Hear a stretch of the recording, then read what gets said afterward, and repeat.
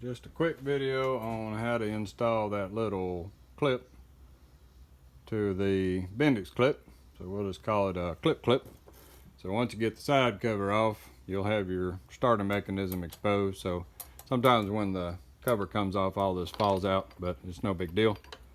All we got to do is just get it out of there either way it goes. So not much to it. You just got the washer for the back, and then you have the shaft through the middle, and then the gear that goes to the starter, and then the Bendix gear and the spring, and the gear the Bendix gear rides on. So what we want to do is take all that apart, and then we got to get this clip off here. So just take a screwdriver or something, slip it in there, and just give it a little tug, and it'll pop off there. Boing. So there we go. So now we got that. So all we got to do is install our little clip onto it and get it set up. So we'll switch over here to the vise and put the little clip on there. All right, so we are ready to install the clamp onto the clip. So not very difficult. All we do is just put it on the end of it, and then you take the taper and slide that right in between, and like this. And so then all we're going to do is clamp it in the vise. Open the vise up. So then you just put it in the vise and get it started. And then after you get it started, raise this side up to where it's just on the edge of the vise. And then what that'll do is allow the clip to come through. And so once you get the clip through, you can just take the taper away and discard that. And then you got your clamp onto your clip. So we'll go back over to the motor and start the reassembly.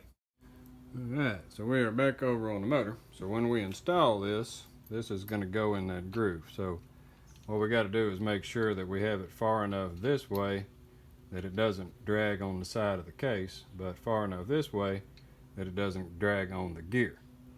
So what we got to do is get that back on that gear. So we'll switch back over to the vise and do the reinstall. So what I want to do is just kind of measure. I can always move it around a little bit. So it looks like somewhere about right in the middle. And so when we install it, we'll line that up and then we'll put it all back together. Alright, so now all we got to do is get our clip put onto our gear. And so to do that, what I'm going to do is slip that in and push that all the way over as far as I can get it. And then I just want to pinch my gear in the vise. So let's get something in there. And we're going to grab the sides of the gear with the clip already grabbed underneath it.